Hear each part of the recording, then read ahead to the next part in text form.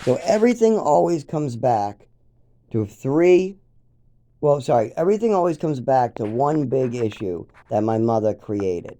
Let's say I want to go Uh-huh. back to my job. Okay, the doctors have to write paperwork and they decide if I get to go back to the job. Let's say I got to use a shelter and my legs aren't working in the morning or I'm falling in the shower or things like that's happening. A doctor has to Yeah. write paperwork. If a doctor decides, oh, it's just made up, it's nothing, his mother and father say it's a fantasy, it's a fantasy, that doesn't change the shelter's policy. If I don't move my legs in the morning, they throw me to the ground, call an ambulance, and don't let me back. So then I have nowhere to Uh-huh. live. So the doctors decide if I'm allowed to stay alive during winter. If the doctors Yeah. decide that they do not want to write paperwork on my disability, I have to survive in the woods during winter. If I have a job and I need to pay my rent and the doctors decide they're not going to give me paperwork, I'm not allowed to return to work. My kids are going to be homeless. My wife's going to be homeless and I'm going to be homeless because the doctors did not do their jobs. Now, who put Yeah, I these know. doctors in this situation? Who made these doctors so scared to write paperwork about my epilepsy? If I've had it for 25 years, it shouldn't be hard to put down.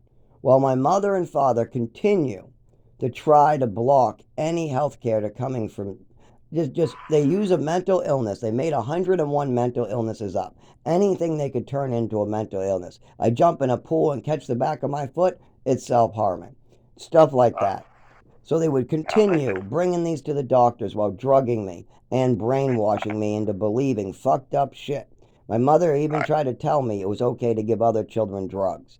So when you come okay. back to this, the doctors are poisoned by my mother, and now the doctors will not do their jobs no matter how many times I arrive. Even when unconscious, bleeding, with my brain swollen, I'm falling down on the way out of the hospital. They still release me and force me out to fall face first in the cement right in front of their hospital. And then I'm literally crawling my way out of the hospital. They have released me several times, crawling my way because I'm not allowed Yeah. to keep the wheelchair. I have to be thrown out to crawl. And I get slammed on my head. Now, normally I try to walk. Now, nurses get very worried and they try to bring me in, but the doctors refuse to let me back in.